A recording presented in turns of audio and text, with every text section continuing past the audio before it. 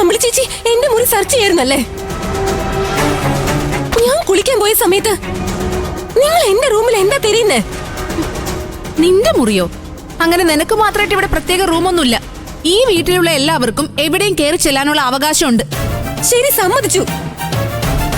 അതെ, എന്റെ സാധനങ്ങളൊക്കെ ചേച്ചി എന്തിനാ വാരി വലിച്ചിട്ട് പരിശോധിച്ചേ? അതിന് നിങ്ങൾക്ക് അവകാശമൊന്നുമില്ലല്ലോ. നിന്റെ സാധനങ്ങൾ എന്ന് പറയാൻ ഇതൊക്കെയല്ലേ? വേറെ നിധിയൊന്നും ഇവിടെ ഒളിപ്പിച്ചു വെച്ചിട്ടില്ലല്ലോ. പിന്നെ നിങ്ങൾ എന്താ ഇവിടെ തെരഞ്ഞെന്ന് പറ, അതെനിക്ക് അറിയണം. എന്താ ദയത്? എന്തിനാ ചേച്ചിയോട് ഇങ്ങനെ കയർത്ത് സംസാരിക്കുന്നേ? ചേച്ചി കണ്ടില്ല ഇത് കാണിച്ചു വെച്ചിരിക്കുന്നേ? എന്നെ കളിയാക്കാൻ വേണ്ടി തൊണ്ടി മുതൽ തെറിയായിരുന്നു അമ്പിളി ചേച്ചി. തൊണ്ടി മുതലോ? അതിന് നീ വല്ലതും മോഷ്ടിച്ചു വെച്ചിട്ടുണ്ടോ ഇവിടെ? ഉണ്ടോ? ആ, ഉണ്ടെന്നാണല്ലോ നിങ്ങളുടെയൊക്കെ വിശ്വാസം. പ്രത്യേകിച്ച് രഘുവേട്ടൻ അമ്പിളി ചേച്ചിയും ഉറച്ചു വിശ്വസിക്കുന്നത് ശബരിയേട്ടന്റെ വീട്ടിൽ നിന്ന് നഷ്ടമായ ആ 1 ലക്ഷം രൂപ ഞാൻ എടുത്തു വെച്ചിട്ടുണ്ടെന്നാ. അതെ, എവിടെ പോവാ? അവിടെ നിക്ക്, ധൈര്യം നിക്ക്. അങ്ങനെ അങ്ങ് പോവാതെ. എന്റെ മുറി പരിശോധിച്ചിട്ട് നിങ്ങൾക്ക് വല്ലതും കിട്ടിയോ? അതോ എന്നെ കളിയാക്കാൻ അതിനകത്ത് വല്ല ഒളിപ്പിച്ചു വെച്ചിട്ടുണ്ടോ? എന്താ അമ്പിളി, എന്തായി പറയുന്നേ? ഞാൻ അവളുടെ മുറിയിലോട്ടൊന്ന് കേറിപ്പോയി രഘുവേട്ട. അവള് കുളിച്ചു വരുമ്പോഴേക്കും ആ മുറി ഒന്ന് തൂത്തുവാരി വൃത്തിയാക്കാന്ന് വിചാരിച്ച് ആ പെട്ടിയും പ്രമാണവും അങ്ങോട്ടും ഇങ്ങോട്ടൊക്കെ ഒന്ന് മാറ്റി വെച്ചതാ. അതവൾക്ക് ഇഷ്ടപ്പെട്ടില്ല. കള്ളം ഇവര് പറയുന്നേ, പച്ച കള്ളം. എന്റെ മുറി പരിശോധിക്കായിരുന്നു ഇവര്. ആ പൈസ ഞാൻ എടുത്തില്ലെന്ന് പറഞ്ഞിട്ടും അമ്പിളി ചേച്ചി അത് വിശ്വസിക്കുന്നില്ല. അതേടി, എനിക്ക് വിശ്വാസം ആയിട്ടില്ല. അതുകൊണ്ട് ഞാൻ കേറി പരിശോധിച്ചത് തന്നെയാ. മഞ്ചാടി ചോദിച്ചപ്പോ നീ 2000 രൂപ എടുത്ത് കൊടുത്തില്ലേ?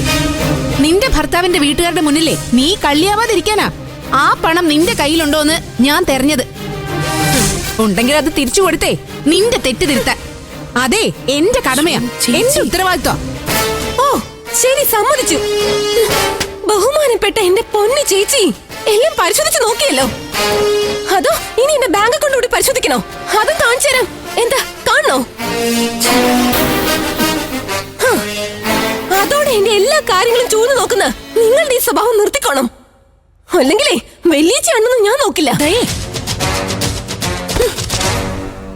ചേച്ചിയോടാണ് ഇങ്ങനെ കാണിച്ചെങ്കില് ചേച്ചി ഇത് സഹിക്കോ? ഒരാളുടെ വ്യക്തിത്വത്തെ ചോദ്യം ചെയ്യില്ല ഇത്. അതെ, ചേച്ചിയാണെന്ന് വെച്ച് കടമ ഉത്തരവാദിത്തം എന്നൊക്കെ പറഞ്ഞ് എന്തും ചെയ്യാന്ന് വിചാരിക്കരുത്. നീ അത്ര വലിയ മാനിയൊന്നും ആവണ്ടടി. ദേ, നിന്റെ വ്യക്തിത്വത്തെ ഇപ്പൊ ചോദ്യം ചെയ്യാനും എനിക്ക് പറ്റും. കാണണോ നിനക്ക്? എന്താടി ഇത്? നോക്ക്, എല്ലാവരും നോക്ക്. ദേ, നിന്റെ പെട്ടിന്ന് കിട്ടിയതാ ഇത്. പണ്ട് നിന്നെ ആരും അറിയാതെ രജിസ്റ്റർ മാരേജ് ചെയ്തിട്ട് ചതിച്ചിട്ട് പോയവന്റെ ഫോട്ടോ ഇത് ഇപ്പോഴും സൂക്ഷിച്ചു വെച്ചിരിക്കുന്നത് എന്തിനാടി? ഇതാണോടി നിന്റെ വ്യക്തിത്വം? ഇല്ല, ഇത് ഞാൻ മനഃപൂർവ്വം സൂക്ഷിച്ചൊന്നും അല്ല. ഇതേ പണ്ടത്തെ ഏതെങ്കിലും ആൽബത്തിലുള്ളതായിരിക്കും. ആ അതേടി, അതുകൊണ്ടാണല്ലോ പണ്ടത്തേതെല്ലാം നീ ഭദ്രമായി ഇവിടെ കൊണ്ട് എത്തിച്ചത്. പോകുന്നിടത്തൊക്കെ ഇതും കൊണ്ട് വലിഞ്ഞിറങ്ങിയില്ലെങ്കിൽ നിനക്ക് ഉറക്കം വരില്ലല്ലോ. സൂക്ഷിച്ച് സംസാരിക്കണം.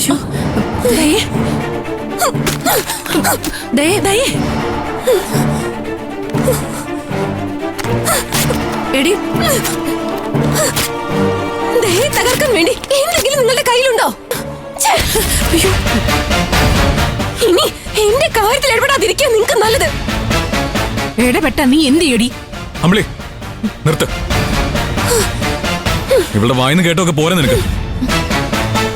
കേൾപ്പിച്ചതല്ല, പറയിപ്പിച്ചതല്ലേ. എന്നെ കൊണ്ട് പറയിപ്പിച്ചതല്ലേ ഇവര്. എന്നിട്ടിപ്പോ എനിക്കായ കുറ്റം. നീ എന്നെ ചോദ്യം ചെയ്യാൻ നിൽക്കാതെ പോ. പോകേണ്ടത് ഞാനല്ല, നിങ്ങളാ. നീ ഒന്നും മിണ്ടാതിരിക്കുന്നുണ്ടോ? ഞാൻ മിണ്ടും. അതെ, എനിക്ക് വേണ്ടി മിണ്ടാൻ ഞാൻ മാത്രമേ ഉള്ളൂ. ഒന്നും മിണ്ടാതിരിക്കും. എന്നെ ഈ തറവാട്ടിന് മിണ്ടാതെ ഇറക്കി വിടാൻ പറ്റില്ല. വേണ്ട, നീ പോണ്ട. പോണ്ടത് ഞാനാ. ഞാൻ പോയിക്കോളാം. രഘുവേട്ടാ, അമ്പിളി മോളെ എടുത്തോ. ഇപ്പൊ തന്നെ ഇവിടെ നിന്ന് ഇറങ്ങണം. പോയി എടുക്ക. രഘുവേട്ടാ, ചെല്ലമ്പിളി. രഘുവേട്ടാ, രഘുവേട്ടാ.